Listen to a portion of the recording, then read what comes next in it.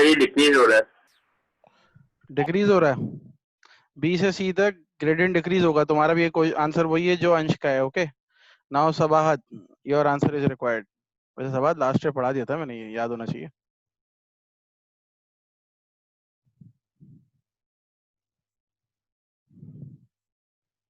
I guess मेरी आवाज शायद नहीं पहुंच रही सबाहत आप तक। चलो मैं बता देता हूँ। पहुंच रही है। ये डिक्रीज नहीं हो रहा बेटा, ये इंक्रीज हो रहा है।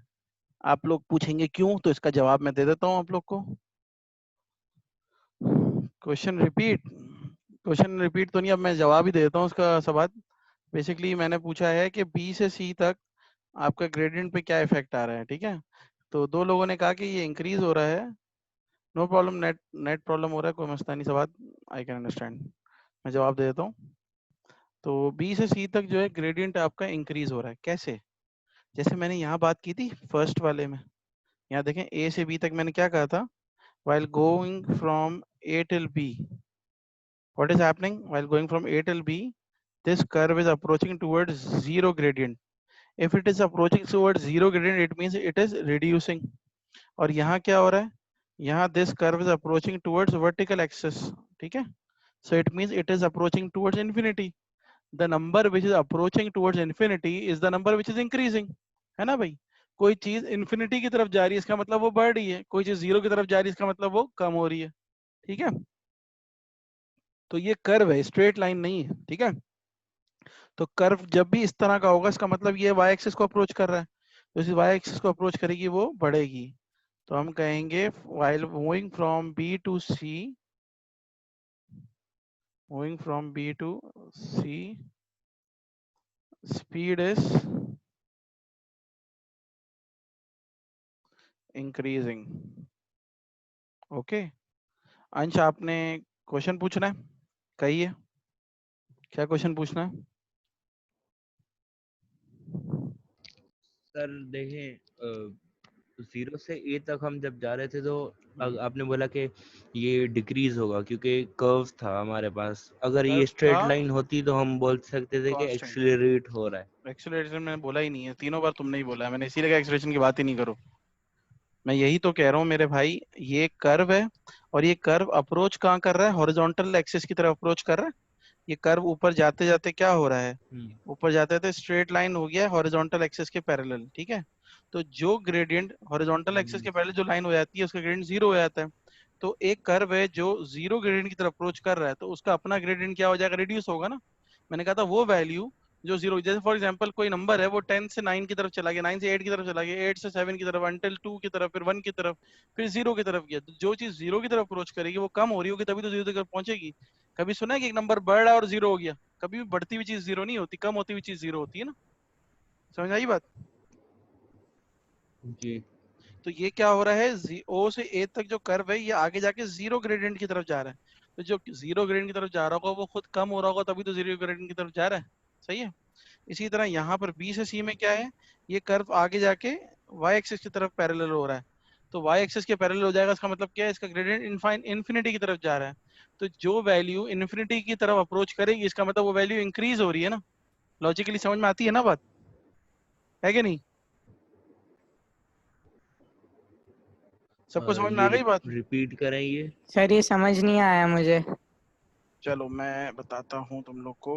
एक नंबर है 10, ये बढ़ते बढ़ते हो गया 15, ये बढ़ते बढ़ते हो गया 20, फिर ये हो गया 2000, ठीक है। फिर ये करते करते 1 लाख तक हो गया, फिर ये इनफाइनाइट हो गया।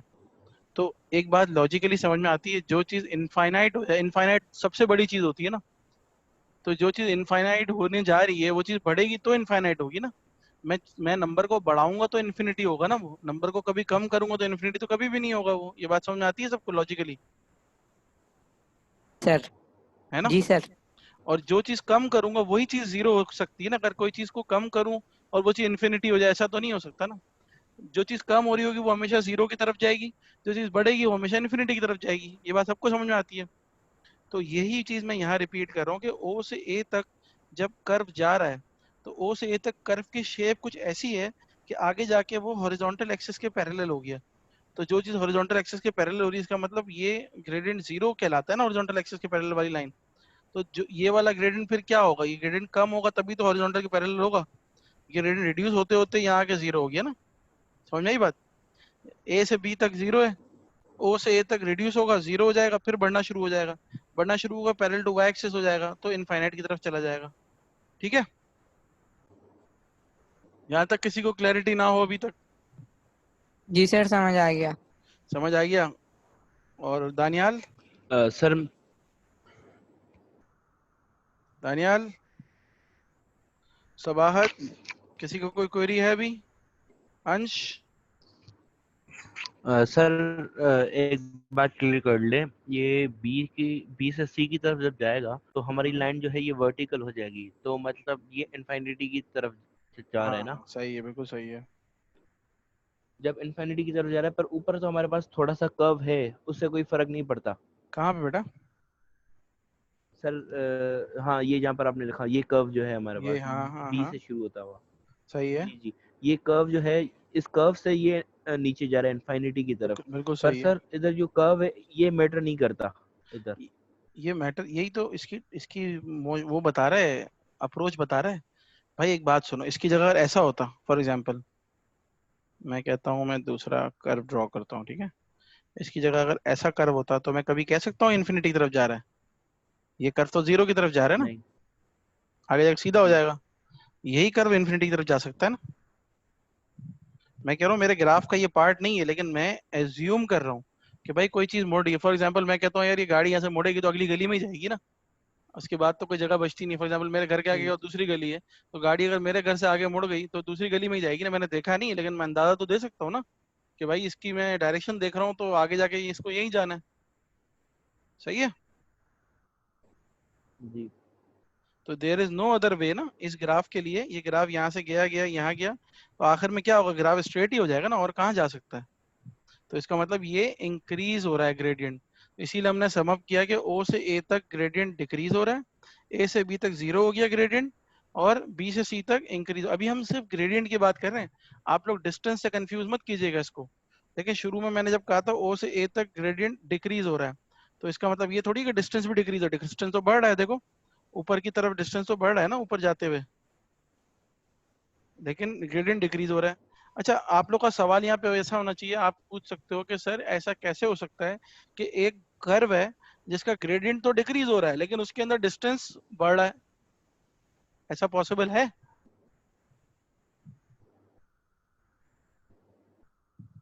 हो सकता है, ऐसा नहीं हो सकता है? कोई जवाब देगा इस बात का कि एक कर्व है, सर रिपीट करें। एक कर्व है जिसका, अबे तुम रिपीट बहुत करवाते हो भाई, एक बार सुना तो करो सही से, ध्यान लगाओ। देखो ओ से ए तक मैं कह रहा हूँ ग्रेडियंट डिक्रीज हो रहा है, ठीक है, लेकिन ओ से ए तक डिस्टेंस इंक्रीज हो रहा है, ऊपर की तरफ जा रहा है डिस्टेंस। देखो यहाँ ऊपर यस डिस्टेंस सर। इंक्रीज हो रहा है ना, लेकिन ग्रेडियंट डिक्रीज हो रहा है। तो ऐसा हो सकता है, ये बात सही है या गलत है? ये सवाल वैसे ही पूछा था मैंने सबसे, ऐसा पॉसिबल है?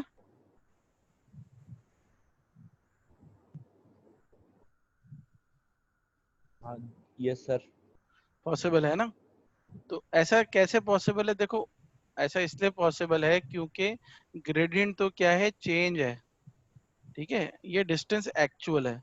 तो चेंज जो है वो कम हो रहा है, इसका मतलब क्या है कि ऊपर जाते थे चेंज कम है, उसका मतलब कि शुरू में डिस्टेंस ज्यादा चेंज हो रहा होगा, फिर बाद में कम चेंज होना शुरू हो गया। तो जब कम चेंज होना शुरू हुआ तो क्या हुआ, ग्रेडियंट कम हो गया। इसका हरगिज मतलब ये नहीं कि डिस्टेंस भी कम होना चाहिए, डिस्टेंस तो बढ़ता रहेगा, लेकिन शुरू में ज्यादा बढ़ेगा, बाद में कम चेंज आएगा उसके अंदर, ठीक है। ग्रेडियंट सिर्फ चेंज को शो करता है। यहाँ तक हमने सारे ग्राफ डिस्कस कर लिए। किसी का कोई ग्राफ में सवाल है तो बताइए। सर जैसे कि स्पीड जो थी वो ऊपर चल के मतलब डिक्रीज हो रही थी, मतलब शुरू में भी डिक्रीज थी, जब जीरो की तरफ जा रही थी तो और ज्यादा डिक्रीज हो रही थी। डिस्टेंस का ऐसा नहीं है, शुरू में डिस्टेंस इंक्रीज हो रहा है तो बाद में भी इंक्रीज होता रहेगा। इंक्रीज होता रहेगा, लेकिन चेंज एंड डिस्टेंस कम हो जाएगा ना, क्योंकि ग्रेडियंट कम हो गया ना। ठीक। चेंज कम हो जाएगा, बढ़ेगा जरूर, लेकिन पिछले वाले सेकंड से अगले वाले सेकंड में चेंज कम हो जाएगा। अच्छा अब एक ग्राफ मैं बनाता हूँ, जरा इसका बताइएगा क्या है। सर वो असल में बात ये थी कि एक फ्री फॉल का ग्राफ है और ये दोनों में कंफ्यूजन हो रही है, तो किसमें बेटा? तभी मैं सर वो कंफ्यूज हो रहा था। नहीं एक पूछो। फ्री फॉल का ग्राफ पढ़ा था और एक ये। हाँ अभी सब जो है ना अनलर्न कर दो, अभी अभी लर्न करना है हो ना तो अनलर्न कर दो पुराना, वरना मिक्स हो जाएगा। या तो पुराना कॉन्सेप्ट बिल्कुल क्लियर है तो फिर तो कोई मसला नहीं, वरना मिक्स हो जाएगा। ठीक है, अब ये ग्राफ मैंने दिया है, कोई बच्चा बता सकता है कि इस ग्राफ में क्या हो रहा है भाई? पॉइंट बता देता हूँ मैं भाई, पॉइंट ओ से लेके ए तक हम जा रहे हैं, क्या हो रहा है? ये चलो डिस्टेंस टाइम ग्राफ है, ठीक है, यानी कि ये जो कर्व है ये स्पीड को रिप्रेजेंट कर रहा है ना, इसका जो ग्रेडियंट होगा वो स्पीड बता रहा होगा। तो यहाँ पे स्पीड पे क्या फर्क पड़ रहा है? सबसे पहली बात, ये स्ट्रेट लाइन नहीं है, ठीक है, स्ट्रेट लाइन नहीं है तो कांस्टेंट तो नहीं होगा ग्रेडियंट, ठीक है, ये कर्व है। अच्छा कर्व है तो आप लोग देखें कि इस कर्व की डायरेक्शन क्या है, ओ से ए तक जाने में कर्व किस तरफ जा रहा है, किस चीज के पैरेलल होता जा रहा है? ये सारे हिंट्स दे रहा हूँ मैं। सर एक्स के पैरेलल हो रहा है और एक्स हाँ के पैरेलल हो रहा है सर। एक्स के पैरेलल हो रहा है तो मतलब क्या हो रहा है, ग्रेडियंट कम हो रहा है ज्यादा हो रहा है? जीरो। जीरो की तरफ जा रहा है ना, जीरो हो रहा है सर। रिड्यूस हो रहा है ना, इसका मतलब ऊपर से रिड्यूस होके नीचे जाके जीरो हो गया ना। यस सवाद you are right, gradient decreases. तो ग्रेडियंट डिक्रीज है तो मैं क्या कंक्लूड करूंगा, मैं कहूंगा कि भाई ये जो कर्व है ये मुझे बता रहा है कि जिस ऑब्जेक्ट का ये ग्राफ बना हुआ है उस ऑब्जेक्ट की स्पीड रिड्यूस हो रही है टाइम के साथ साथ, ठीक है, क्योंकि ग्रेडियंट डिक्रीज हो रहा है इसी तरह स्पीड रिड्यूस हो रही है। यहाँ तक क्लियर हो गया सबको?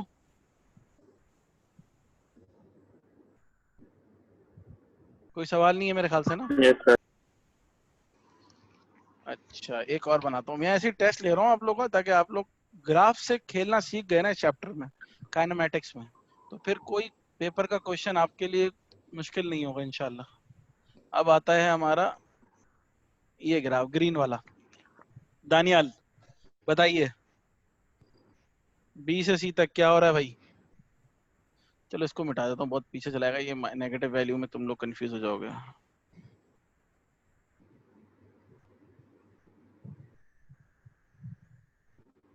दानियाल आपसे जवाब चाहिए मुझे, बी से सी सर तक क्या हो रहा इंक्रीज हो रहा है, इंक्रीज हो रहा है। है? भाई देखो पहले तो नाम दानियाल रख लो या तो जवाब सर नहीं दो, ठीक है, रुक जाओ मैं एक एक करके पूछ रहा हूँ ना सबसे। अभी मैं तुम्हारे सवाल पे हाँ या ना बोल दूंगा ना तो सबके सब डिफेंसिव हो जाएंगे, पहले सबको जवाब देना तो फिर जवाब मैं बताऊंगा, ठीक है। दानियाल सर इंक्रीज हो रहा है, ग्रेडियंट इंक्रीज हो रहा है। अच्छा ठीक है, मैंने नोट कर लिया, बता रहा हूँ। यहाँ जवाब पहले सबका देख लूँ मैं एक एक करके। ग्रेडियंट डिक्रीज, सवाल आपका भी मैंने आंसर नोट कर लिया है। दानियाल आप लिखे हैं कुछ?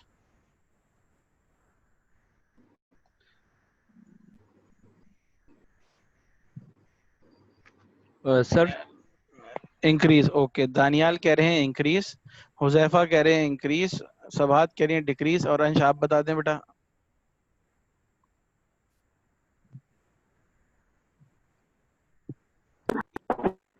अंश आवाज आ रही है? अंश सर ये जीरो, हाँ तो सर मोस्ट प्रोबेबली ये हेलो decrease होगा। क्या होगा? सर ये मोस्ट प्रोबेबली डिक्रीज होगा क्योंकि बी पे जो था हमारा जीरो था और जीरो से नीचे वैल्यू आ रही तो डिक्रीज होगा ये। बी का ऐसे रिलेशनशिप ही नहीं है, ये बिल्कुल नया ग्राफ है भाई ग्रीन वाला। हाँ तो सर बी से सी जा रहे हैं ना आप। बी से सी, अच्छा वो ओ से ए वाला है, सॉरी सही है, बी से सी तक जा रहे हैं। तो आप क्या कह रहे हो, डिक्रीज होगा, ग्रेडियंट डिक्रीज होगा, राइट, ये कह रहे हो ना आप? जी बिल्कुल। ओके, तो दो लोगों ने कहा है डिक्रीज, दो लोगों ने कहा इंक्रीज, तो वैसे सही जवाब जो है ना इंक्रीज है, ठीक है, decrease is a wrong answer. अब मैं एक्सप्लेन करता हूँ कैसे भाई, या हुजैफा तुम इंक्रीज, तुम बताओ कैसे होगा, चलो तुमने जवाब तो सही दिया है, एक्सप्लेन करो। Yes Sabat, now you are right, gradient increase. Huzaifa please explain how it will increase.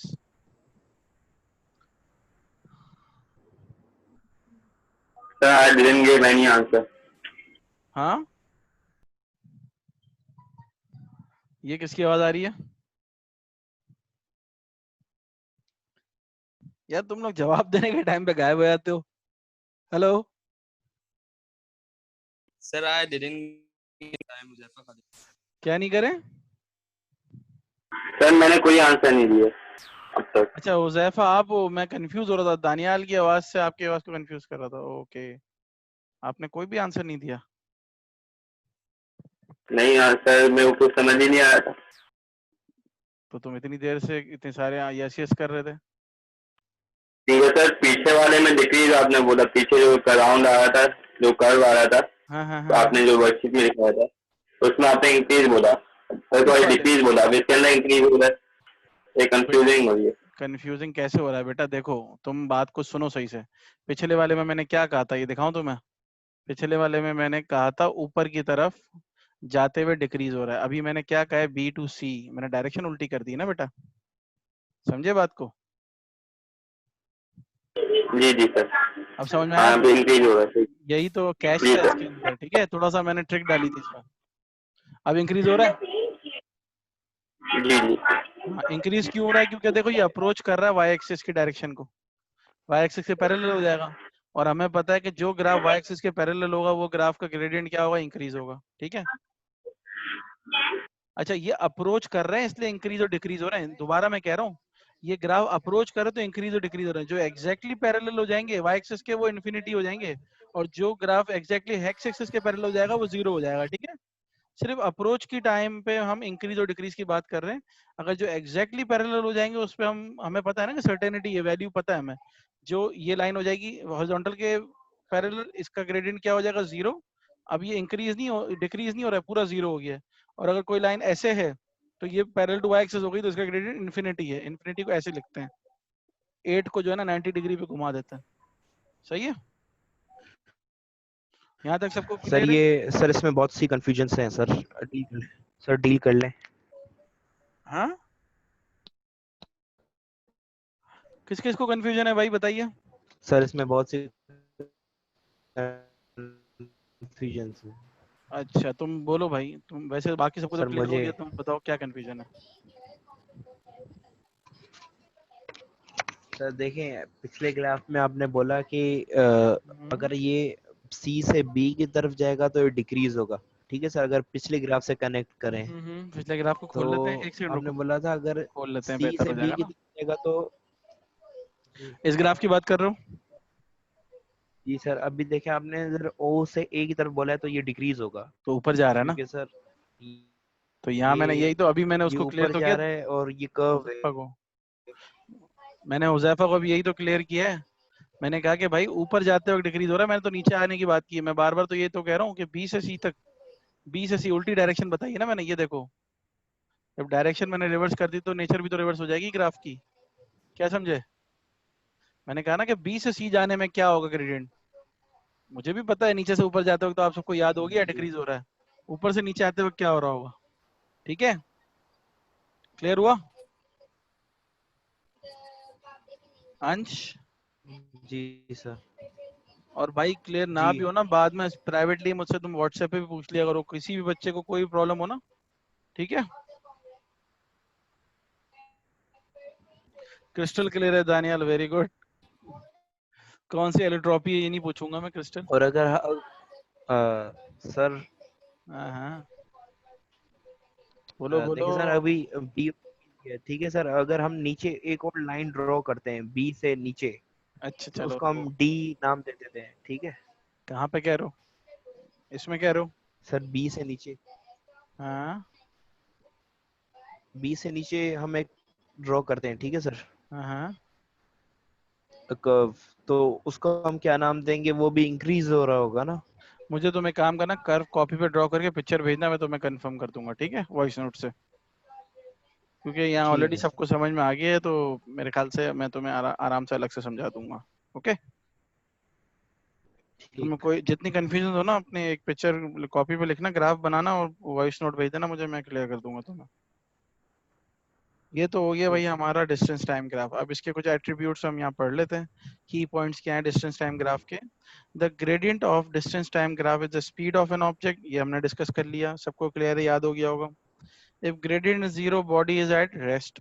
अगर ग्रेडियंट जीरो है तो ऑब्जेक्ट मूव नहीं कर रहा ना, इसका मतलब। ठीक है? ग्रेडियंट जीरो तो स्पीड जीरो है, स्पीड जीरो तो ऑब्जेक्ट मूव नहीं कर रहा, डिस्टेंस एक कांस्टेंट डिस्टेंस पे आकर रुक गया। इफ ग्रेडियंट इज कांस्टेंट तो हम क्या कहेंगे, ऑब्जेक्ट या body is moving with uniform speed. ये भी हम सबको क्लियर है, सेकंड वाला ग्राफ था ये वाला, ये वाला। ठीक है? स्ट्रेट लाइन वाला यूनिफॉर्म स्पीड। फिर हम कह रहे हैं कि if gradient varies body is moving with non uniform और वेरिएबल स्पीड, जो कि अभी हमने कर्व की फॉर्म में देखा। हमने कहा ना कि ऑब्जेक्ट ये वाला कर्व देखा, हमने कहा कि भाई ओ से ए तक जाने में ऑब्जेक्ट का ग्रेडियंट रिड्यूस हो रहा है, डिक्रीज हो रहा है, यानी कि स्पीड डिक्रीज हो रही है। जब स्पीड डिक्रीज होती है, ठीक है, और कर्व भी है, दोनों दो बातें हैं। एक तो ये कर्व अप्रोच कर रहा है ऊपर की तरफ तो रिड्यूस हो रहा है ग्रेडियंट, और ये स्ट्रेट लाइन नहीं है तो नॉन यूनिफॉर्मली डिक्रीज हो रहा है। ठीक है, एक दूसरा वर्ड ऐड कर लेना इसके अंदर, नॉन यूनिफॉर्मली डिक्रीजिंग। अगर मुझे कोई कहे ओ से ए तक स्पीड पे क्या फर्क पड़ रहा है, तो मैं कहूंगा from O till A the speed of this object is decreasing non uniformly. Non uniformly क्यों? क्योंकि कर्व है। अगर स्ट्रेट लाइन होती और कोई चीज डिक्रीज हो रही होती ना स्ट्रेट लाइन में, तो मैं क्या कहता, it is decreasing uniformly. Straight line का मतलब यूनिफॉर्म और कर्व का मतलब नॉन यूनिफॉर्म, और डिक्रीज इंक्रीज तो आप देख के बता दोगे कि हो रहा है कि नहीं हो रहा है। ठीक है, अच्छा भाई, इसके बाद हमारे पास लास्ट क्या है point, if gradient is negative. If gradient is negative, अगर नेगेटिव ग्रेडियंट है ना, तो क्या होगा, object is moving in opposite और रिवर्स डायरेक्शन। ये वो वाला केस है जो अभी मैंने डिस्कस किया था, जिसमें तुम लोग कह रहे थे कि सर पहले तो आप कह रहे थे इंक्रीज हो रहा है, अब आप कह रहे हैं डिक्रीज हो रहा है। ठीक है, ये क्या है, ग्रेडियंट मैंने नेगेटिव ग्रेडियंट कैलकुलेट करवाया ना। नेगेटिव ग्रेडियंट होगा तो रिवर्स डायरेक्शन में ऑब्जेक्ट मूव करेगा। सही है, किसी का कोई सवाल? नेगेटिव ग्रेडियंट की एक मिसाल और दिखाता हूँ ताकि किसी को कंफ्यूजन हो तो यहीं पे क्लियर हो जाए।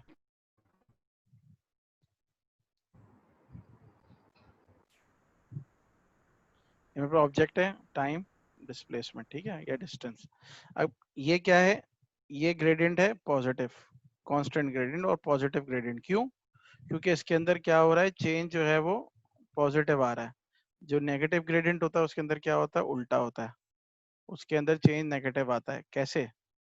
Final minus initial will be positive इस वाले में। अगर मैं कलर चेंज कर देता हूँ बल्कि तुम लोग की आसानी के लिए, ये रेड वाला जो कर्व है ना, रेड वाला जो ग्राफ है, इसके अंदर अगर मैं ग्रेडियंट निकालता हूँ y2 minus y1 upon x2 minus x1, तो ये आंसर हमेशा मुझे पॉजिटिव मिलेगा। क्यों? क्योंकि जो y2 है वो हमेशा y1 से बड़ा होगा, है ना। y2 जो है वो हमेशा y1 से बड़ा होगा। ये y2 है ना, ये y1 है। जब y2 माइनस y1, y2 बड़ा होगा y1 छोटा होगा, तो आंसर हमेशा यहाँ पे पॉजिटिव आएगा, है ना। और अगर ब्लू की बात करता हूँ, ब्लू में क्या है, ब्लू में अगर मैं y2 लेता हूँ तो y2 माइनस y1, ब्लू में ये y1 हो गया और ये दूसरा वाला y2 हो गया। y2 छोटा है ना y1 से, तो इसमें क्या होगा, हमेशा ग्रेडियंट आपका नेगेटिव होगा। ठीक है, ग्रेडियंट नेगेटिव होगा तो रिवर्स डायरेक्शन में ऑब्जेक्ट मूव कर रहा है। ये देखो, रेड में ऑब्जेक्ट नीचे से ऊपर जा रहा है, ब्लू में ऑब्जेक्ट ऊपर से नीचे आ रहा है। तो अगर ग्रेडियंट नेगेटिव होगा तो इसका मतलब क्या है, ऑब्जेक्ट रिवर्स डायरेक्शन में मूव कर रहा है। सही है बेटा, यहाँ तक कोई सवाल किसी का? अगर नहीं है तो हम कैलकुलेशन बताएं।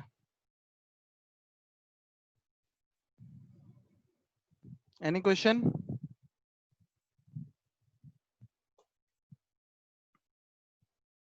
No, okay. अब हम कैलकुलेशन की बात करते, एक और कोई चैट में क्वेश्चन आया है, ओके, नो, सही। Calculation from distance time graph. अब डिस्टेंस टाइम ग्राफ से हम कैलकुलेशन क्या क्या करते हैं ये बता देता हूँ। स्पीड निकालने के लिए ग्रेडियंट निकालते हैं, ये तो हम डिस्कस कर चुके हैं। जब भी आपको स्पीड फाइंड करनी हो डिस्टेंस टाइम ग्राफ से, तो आप उसका ग्रेडियंट फाइंड कर लेंगे। क्यों? क्योंकि स्पीड क्या है, change in distance upon time taken. कैसे? y एक्सिस पे क्या है, change in distance, x axis पे क्या है, चेंज इन टाइम। तो change in distance upon change in time आपको ग्रेडियंट देता है, और यही स्पीड की डेफिनेशन है। स्पीड क्या है, डिस्टेंस अपॉन टाइम होता है ना। तो y पे डिस्टेंस, x पे time, distance upon time speed, इसीलिए ग्रेडियंट स्पीड होता है। सही है। दूसरी चीज हम क्या निकाल सकते हैं इस ग्राफ से, एवरेज स्पीड निकाल सकते हैं। एवरेज स्पीड क्या होती है, हमने लास्ट क्लास में डिस्कस किया था, total distance upon total time. तो टोटल डिस्टेंस हम कहाँ से निकालेंगे भाई, टोटल डिस्टेंस हम मैक्सिमम डिस्टेंस से निकालेंगे कि भाई मैक्सिमम डिस्टेंस इतना ट्रेवल हुआ। ठीक है, टोटल टाइम हम यहाँ से निकालेंगे, ओ से लेके बी तक। तो ओ से लेके ए तक टोटल डिस्टेंस, ओ से बी तक टोटल टाइम, इनको डिवाइड कर दोगे तो आपको average speed of this object मिल जाएगी। यहाँ तक किसी का कोई सवाल? Any question until now? नहीं। अब हमारे पास इसी तरह सिमिलर ग्राफ्स हैं स्पीड टाइम ग्राफ के। अभी तक हमने क्या पढ़े थे? डिस्टेंस टाइम ग्राफ पढ़े थे। अब हम एक स्टेप अहेड जाते हैं, अब हम पढ़ेंगे speed time graph. Speed time graph में क्या होगा? स्पीड या वेलोसिटी होगी वाई एक्सिस पे और टाइम होगा एक्स एक्सिस पे। ठीक है, स्पीड वेलोसिटी वाई एक्सिस पे, टाइम होगा एक्स एक्सिस पे। ठीक है। अच्छा, कोई बता सकते हैं टाइम हमेशा एक्स एक्सिस पे क्यों नजर आ रहा होता है? कोई आइडिया है किसी को? Any guess?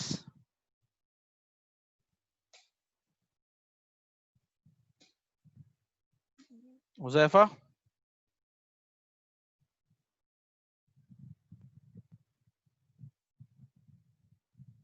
नहीं। दानियाल ने दे दिया आंसर नहीं। सबाहत? अच्छा बेटा, आप लोग जब आंसर करो ना तो प्राइवेटली नहीं किया करो, एवरीवन किया करो, ताकि सबको क्वेश्चन और आंसर सब नजर आए। सबाहत, एनी आइडिया कि एक्स एक्सिस पे टाइम क्यों होता है हमेशा?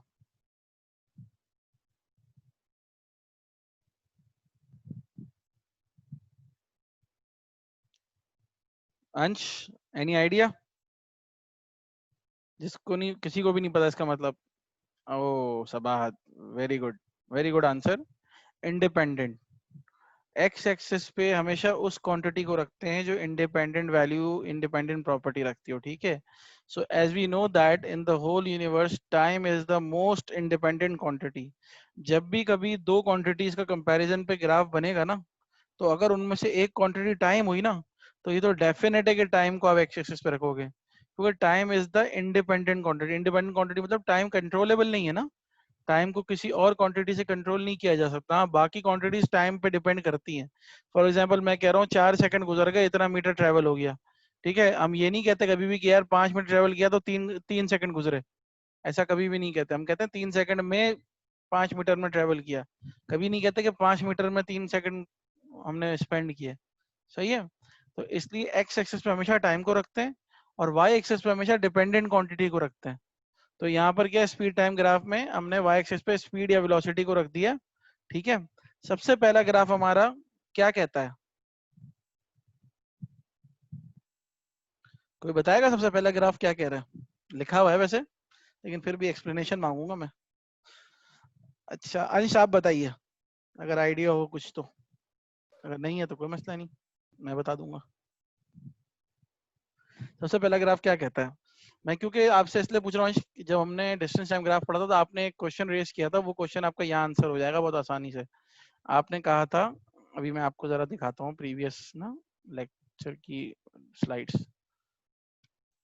आपने यहाँ पे मुझे कहा था कि सर देखें ये लाइन है ना, इसका मतलब ये है कि ऑब्जेक्ट जो है वो जीरो तब होता जब यहाँ लाइन होती नीचे एक्सिस पे। मैंने आपको कहा था यहाँ लाइन का मतलब ये है कि स्पीड इज जीरो। तो आपने कहा था स्पीड जीरो तब होती जब नीचे वाले एक्सिस पे लाइन होती। तो मैंने कहा था कि अगर नीचे वाले एक्सिस पे लाइन होती ना तो ऑब्जेक्ट हिलता ही नहीं अपनी जगह से। यहाँ पे क्या हुआ है, ऑब्जेक्ट ने थोड़ा डिस्टेंस ट्रेवल किया है, फिर आके रुक गया तो स्पीड जीरो हो गई है।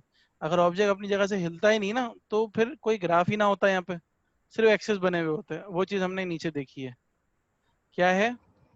देखो यहाँ पे क्या है, यहाँ पे सिर्फ एक्सेस बना हुआ है, एक्सेस बना हुआ है, ऑब्जेक्ट हिल ही नहीं रहा अपनी जगह से, ऑब्जेक्ट इज एट रेस्ट। तो इस वजह से एक्सेस पे कुछ भी प्लॉट नहीं हुआ। देखो एक लाइन यहाँ पे हमने डार्क की हुई है एक्सेस के ऊपर। इसका मतलब क्या है कि ना वेलोसिटी ना स्पीड ट्रेवल हुई, ठीक है, ना कोई मोशन हुई, सिर्फ टाइम बढ़ता गया आगे। सिर्फ टाइम बढ़ता गया और वेलोसिटी में कुछ भी चीज नहीं आया, स्पीड में कुछ भी चीज नहीं आया। इसका मतलब क्या, ऑब्जेक्ट आपका रेस्ट पे है। ठीक है। कोई सवाल है किसी का? बीच में कोई कहना चाह रहा था कुछ? Sir yes. अगर सर मेरा ऑब्जेक्ट जो है वो थोड़ा मूव करके और फिर स्पीड उसकी 0 पे आ जाए तो उसका ग्राफ कैसे होता है? थोड़ा सा मूव करके स्पीड जीरो पे आ, तो वो ग्राफ पहला वाला होता है ना, सबसे पहला वाला ग्राफ। ये देखो ना, इसी की तो बात कर रहा हूँ कि ऑब्जेक्ट मूव किया, ऑब्जेक्ट जीरो पे, जीरो पोजीशन स्टार्ट हुआ, ऑब्जेक्ट ने डिस्टेंस ट्रेवल किया ऊपर तक, अब ऑब्जेक्ट रुक गया, अब सिर्फ टाइम गुजर रहा है। ठीक है। यानी शुरू से ऑब्जेक्ट रेस्ट में नहीं था, थोड़ा सा मूव किया था, अब रुक गया है, तो अब क्या हम कहेंगे, स्पीड तो जीरो है, लेकिन ये स्पीड थोड़ा डिस्टेंस ट्रेवल करने के बाद जीरो हुई है। सही है। कर्सर इधर तो लाइन आनी चाहिए ना, जो सेकंड ग्राफ में लाइन है हमारे पास थोड़ी टिल्ट हुई हुई, इधर लाइन होनी चाहिए ना कि मेरे ऑब्जेक्ट ने थोड़ा मूव किया और मूव फिर ये किया, स्ट्रेट लाइन होनी चाहिए। यही तो कह रहा हूँ कि जस्ट इंस्टेंटली ऊपर पहुंच गया ना, वक्त गुजरा ही नहीं, जैसे आपने ऑन किया ऑब्जेक्ट फौरन मूव करके यहाँ आके बैठ गया, ठीक है, इंस्टेंटली, बिल्कुल इंस्टेंटली ऊपर चला गया। अगर ये लाइन कब होती, जब यूनिफॉर्मली बढ़ता, ये तो यूनिफॉर्म को रिप्रेजेंट कर रहा है ना, ठीक है, जी यहाँ यूनिफॉर्मली नहीं हुआ है, यहाँ इंस्टेंटली ऊपर आ गया और बस रुक गया। यहाँ तक हमारा आज का जो है ना लेक्चर समाप्त हो रहा है। किसी का क्वेश्चन हो तो बताइए, वरना फिर हम नेक्स्ट क्लास में इंशाल्लाह कंटिन्यू करेंगे कि वेलोसिटी टाइम ग्राफ कैसा बनता है और वेलोसिटी टाइम ग्राफ के अंदर हम क्या सिमिलैरिटीज ऑब्जर्व करते हैं डिस्टेंस टाइम ग्राफ के कंपैरिजन में। तो सर इसका मतलब यही था कि अगर मेरा ऑब्जेक्ट थोड़ा मूव करता तो उसकी फिर स्ट्रेट लाइन आती और फिर जो बिल्कुल है बिल्कुल बिल्कुल उसको हम बिल्कुल, बोल सकते हैं। मूव करता और यूनिफॉर्मली मूव करता तो स्ट्रेट लाइन आती, ये याद रखना। स्ट्रेट लाइन का मतलब यूनिफॉर्म, कर्व का मतलब नॉन यूनिफॉर्म, ये लिख लो कहीं पे, ठीक है। जी okay, we are ending our class now, take care, फिर मिलते हैं इंशाल्लाह, अल्लाह हाफिज।